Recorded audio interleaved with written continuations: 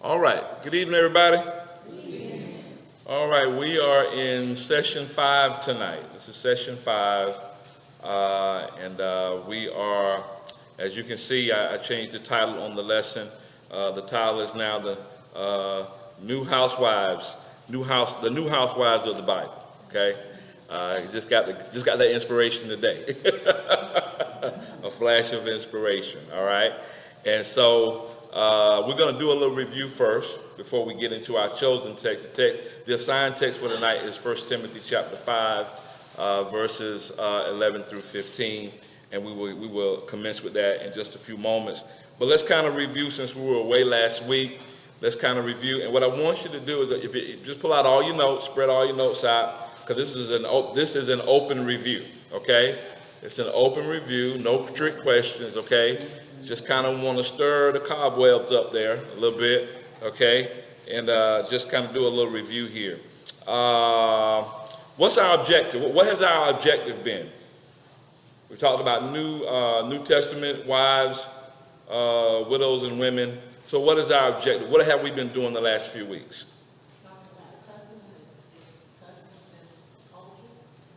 We've been talking about customs and culture. Okay, all right, very good, Sister Ruth. Okay, what else? What else have we been talking about? Roman authority. We've been what now? Roman authority. Roman authority, talking about Roman authority, Roman law. Okay, all right, okay. Dealing with the culture, like Sister Ruth said, custom and the culture. Anybody else? What's been our objective? What have we been doing? We've got pieces now. What have we been doing? Comparing them to now. Okay, we've been comparing them to now. Okay, we've had how many? We've got 4 Pauline texts that we've been looking at, right? That we're going to look at overall. Okay, all right. And tonight is what's going to be the third one, right? This is going to be the third one on tonight. Hopefully, we'll look at the fourth one next week. And what does Pauline mean? When you use that terminology, what does Pauline mean? Okay, the writings of Paul. Okay, anything about the life of Paul or the ministry of Paul is referred to as Pauline. Okay, all right. So we've been looking at these Pauline texts, these texts that Paul has written, and they're written about who? They're written about women.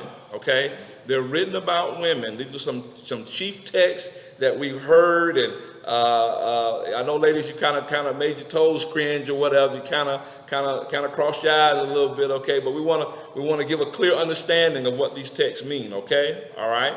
We've been looking at these texts in the light of Roman culture, Roman law. That unlocks the meaning of the text. Before, scholars have pretty much been trying to wonder, what was Paul thinking? Was Paul against women? And I shared with you a couple of weeks ago that Paul could not have been against women. All of the women that he dealt with in terms of his ministry, his associates, and what have you, he could not have been against women. So we need to go beyond Paul and look at the culture as what's going on that gives us the framework. And that means everything, all right? So what we did the very first week, I had you break up into groups. I gave each group one of these texts, and I wanted you to write down your initial thoughts. Your initial thoughts were how you've always heard the text, what you've always believed about the text, all right? Because at the end, what we want to do, and you should already see the difference. We want to see what our initial thoughts have been compared to what we have learned, okay? And so far, you should have seen a difference, right? You should see these texts in a different light, all right? Okay? And so we're looking at these 4 texts in terms of Roman culture, New Testament, women, wives, and widows, all right? Okay? That was the setting, okay? And the setting is everything, all right? Who is the emperor? Who is the emperor that decreed all of these laws for Roman society? Who was the emperor? What was his name?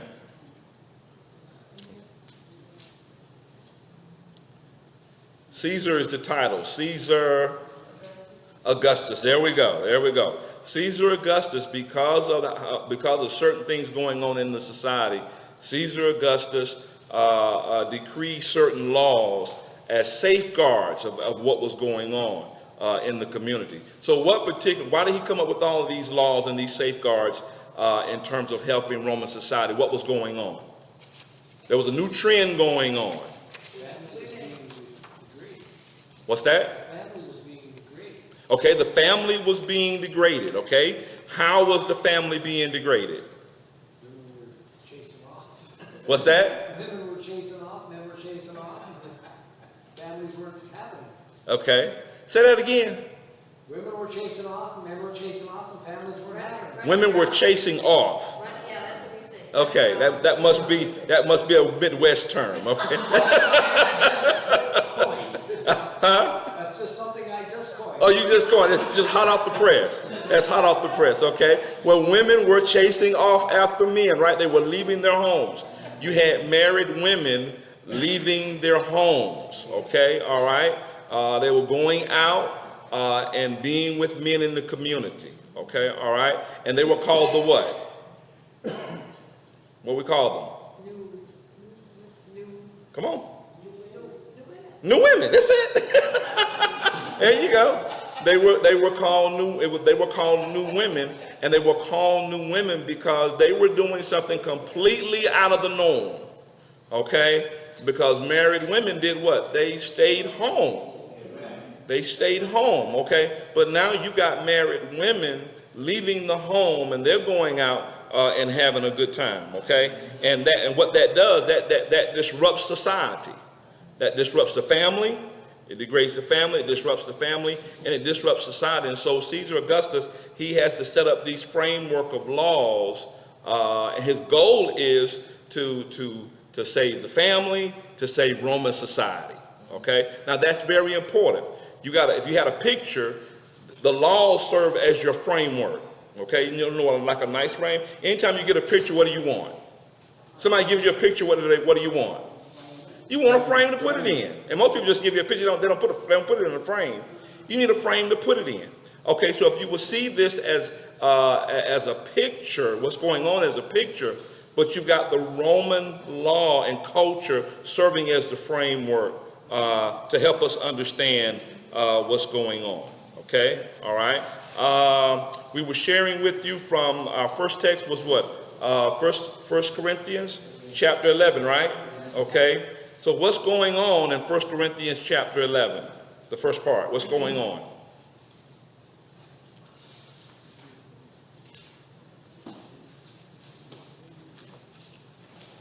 What's happening there? What's the issue in 1 Corinthians chapter 11? Look at your notes.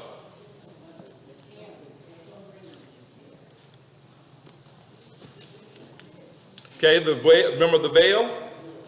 Remember the veil? Okay. They had to have their heads covered. The women had to have their heads covered. Okay. All right. So what were the Christian women doing? Obviously, what were they doing? Brother Ernest, what were the Christian women doing? Brother Ernest said, I don't know what they were doing. What were the Christian women doing? What were the Christian? They were uncovering. The Christian women were going to church, the worship service, with their heads uncovered. Okay? And what directive does Paul give? Come on, y'all. That they should go along with the rules, the laws of the country, like the Roman law. Right? Okay, all right. So they were, at that time, the women were supposed to keep their heads covered. Okay, all right. So he is recommending to them that they should not create contention, but to try to abide by the laws of the country. Okay, all right. Very good, Sister Waldress. That he is wanting the women to what? To abide by the custom and the culture. And the culture was, now watch this now, it's not the word. Now Paul is not saying I get this from the Lord. Now you know he does say that in places, but that's not what Paul is saying. Paul is saying, and you don't see it directly, you see it indirectly. Paul is saying, look, ladies, hey, abide, do what you always do, what you always have done. Come to service with your head covered. Everywhere else you go, your head is covered. He says, in order for us to have a good Christian testimony, ladies, Cover your heads. Come to the service with your head covered. Now, if your head wasn't covered, what did that mean? It means you agree to be, men to come to you or whatever, approach it or whatever. Okay? Man, I love the saints. The saints, I don't mean this in no hard way. The saints are so saved.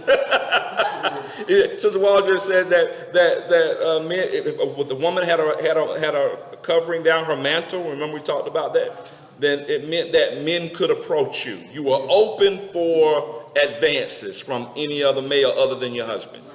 Okay? Because the veil was down. Okay? And Paul says what? Since your veil is down, you ought to just go ahead and do what? Cut your hair off. Just shave your head off. Okay? All right? Okay? And so what Paul is saying, he's saying, look, ladies, look, put the veil on. Okay? All right? Not as a commandment. All right? But he says what? For culture's sake. For culture's sake. Okay? All right? Okay? Okay? I shared with you how one historian said, this is what he said. He said that the people were what they wore. In the Roman culture, you were what you wore. Okay? So in other words, people were identified by their dress. Okay?